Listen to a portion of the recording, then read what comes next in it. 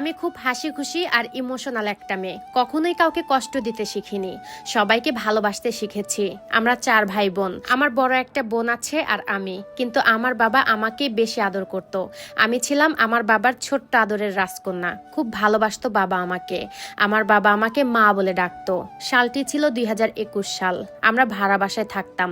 6 মাস ভালোই ছিলাম। তারপর ওই বাসায় একটা ছেলের সঙ্গে আমার আলাপ হয়। আমার বাবার ফেসবুক আইডি দিয়ে তার সঙ্গে কথা বলতাম। এইভাবে কিছুদিন কথা বলতে বলতে সে 2021 সালের জুন মাসের 5 তারিখে সে আমাকে বলে, ভালোবাসো আমাকে? আমিও প্রথম ভালোবাসা বলে হ্যাঁ বলে দিই, কারণ কয়েকদিন তার সাথে কথা বলতে বলতে তার প্রতি আমি দুর্বল হয়ে যাই। এভাবেই কিছুদিন পর তার দাদি আমাদের রিলেশনের কথা জানতে পারে। তার দাদি খুব রাগারাগি করতো এ নিয়ে, এমনকি বাসার অন্যান্য ভাড়াটিয়াদেরকেও বলতো তারা যেন আমাকে খুব বাজে বাজে কথা বলে, এবং সেই ভাড়াটিয়ারাও তাই করতো। আমি এসব একদমই মানতে পারতাম না, খুবই কান্নাকাটি করতাম। সে এসির দোকানে কাজ করতো, তার নিজস্ব দোকান ছিল। আমি তাকে কাজ করতে যেতে মানা করতাম, কারণ সে কাজে গেলেই তার দাদির অত্যাচার বেড়ে যেত। সেও আমার কথা শুনে কাজে যেত না, আর গেলেও সারাদিন পর যেত, কারণ সে যদি বাসায় থাকতো তাহলে তার দাদি তো খারাপ ব্যবহার করতে পারতো না। তার জন্য আমি সবার খারাপ ব্যবহার সহ্য করতাম। এভাবে করে দিন কাটতেছিল আমার। তারপর আমার বাবা মা জেনে যায় আমাদের রিলেশনের কথা। আমার পরিবার তাকে পছন্দ করতো না, কারণ তার বাবা মা আলাদা থাকতো। তাকে আর তার বোনকে তার দাদি বড় করেছে। তার মা তার নানু বাসায় থাকতো, তার বোনেরও বিয়ে হয়ে গেছে। তারপর আমার বাবার রিলেশন সম্পর্কে জানতে পেরে ওই বাসাটাই ছেড়ে দেয়। আমরা অন্য বাসায় চলে যাই, কিন্তু এতে করেও তার সাথে আমি কথা বলতাম। সে আমাকে 3টা মোবাইল কিনে দিয়েছিল, কিন্তু আমার মা দেখতে পেয়ে সবগুলোই একে একে ভেঙে ফেলেছে। কিন্তু তারপরেও আমাকে সে আরেকটা ফোন দেয়, যা দিয়ে তার সাথে আমি কথা বলতাম। মাঝে মাঝে আমার স্কুলের সামনে আসতো, তখন একটু একটু দেখা হতো। এভাবে করেই আমি এসএসসি পরীক্ষাটা দিই। আলহামদুলিল্লাহ আমি ভালো একটা রেজাল্ট করি। সে খুবই আমার পড়ালেখা নিয়ে ভাবতো, কখন কি করব, কখন কি পড়বো সব বলতো, আর অনেক সাহায্য করেছে আমার লেখাপড়ার জন্য। তারপর এক ঈদে তার মার কাছে আমাকে নিয়ে যায়। আমি, তার বোন, তার দুলাভাই এবং সে যায় তার মায়ের কাছে। তার মা আমাকে দেখে খুব পছন্দ করেছে। এইভাবে করে আমি কলেজে ভর্তি হই। যাই হোক, তারপর আমার কলেজে 2বার অনুষ্ঠান হয়। আমি শাড়ি পরতে জানতাম না। তার বোন আমাকে 2বারই শাড়ি পরিয়ে দেয় আমার বাসায় এসে, এবং তার বোনের সাথেও আমার সম্পর্কটা খুব ভালো ছিল। তারপর 2025 সালে রমজান মাসে আমরা একটাবার দেখা করি। তখন তার ফোনে তার এক্স কল দেয়।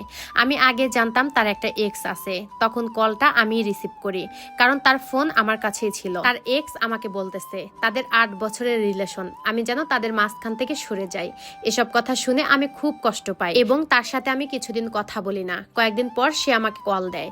কল দিয়েই বলতেছে আমি যেন তাকে বিয়ে করি, না হলে সে অন্য কাউকে বিয়ে করে নেবে। এই কথা শোনার পর আমি তাকে বললাম, আচ্ছা ঠিক আছে, আমি আপনাকে বিয়ে করব, কিন্তু ঈদের পরের দিন। সেও রাজি হয়। আগে অবশ্য আমাকে বারবার বলতো বিয়ে করতে, কিন্তু আমি রাজি হইনি, কারণ আমার বড় বোন আছে। আমার বড় বোনের এখনো বিয়ে হয়নি। কিন্তু সে যখন বলল অন্য কাউকে বিয়ে করবে, তখন আমি মানতে পারিনি। তারপর বলি ঠিক আছে, আমি আপনাকে বিয়ে করব। চাঁদ রাতে আমাদের আর একটা কারণে ঝগড়া হয়। তারপর আমি চলে যাই আমার জ্যাঠার বাসায় মনটা ভালো করতে। ঈদের পরের দিন সে নক দিয়ে আমাকে বলতেছে সে বিয়ে করেছে। এটা শুনে আমি অনেকটাই কষ্ট পাই। আর শুনবেন সে কাকে বিয়ে করেছে? ক্লাস 8-এ পড়া একটা মেয়েকে, যার সাথে তার 1 মাসের রিলেশন। সে যদি তার এক্স, যার সাথে তার 8 বছরের রিলেশন, তাকে যদি বিয়ে করতো তাহলে মানা যেত। যাই হোক, তারপর আমি তাকে জিজ্ঞাসা করেছিলাম কি কারণ ছিল আমাকে এত কষ্ট দেওয়ার। সে কোনো উত্তর দিতে পারেনি, কারণ এমন কোনো কারণ ছিল না যে সে আমাকে ছেড়ে চলে যাবে। আমি যেন তাকে ছেড়ে দিই, তার জন্য সে কত মেয়ের সাথে কথা বলে, সব পিক দিত আমাকে। তারপরও আমি তাকেই ভালোবাসতাম। আমার ভালোবাসা কি তাহলে ভুল ছিল? সবার সামনে খারাপ হয়েও আমি তাকেই চাইতাম। 4 বছরের আমাদের সম্পর্কটা খুব ভালোই ছিল। আমার চোখে কখনোই সে পানি দেখতে পারতো না, অথচ তার পায়ে ধরে আমি বলেছিলাম ছেড়ে যাবেন না আমাকে, আমি কিন্তু মরে যাব। সে কিছুই শোনেনি। 1 মাসের রিলেশনের জন্য সে 4 বছরের ভালোবাসা ভুলে গেল। তার কি একটা বারের জন্য আমার কথা মনে পড়লো না? আমি যে কতটা কষ্ট পাবো সে কি জানতো না? সে ভালোবাসতে তো শিখিয়ে গেল, কিন্তু ভুলে যেতে শিখিয়ে গেল না। তার মায়া সারা জীবন আমার মনে থাকবে। আজ 3 মাস তার সাথে আমার কোনো কথা হয় না, কিন্তু তাকে সারাক্ষণই মনে পড়ে। প্রথম ভালোবাসা ছিল আমার। সে চাইলেও কিন্তু এতটা কষ্ট নাও দিতে পারতো।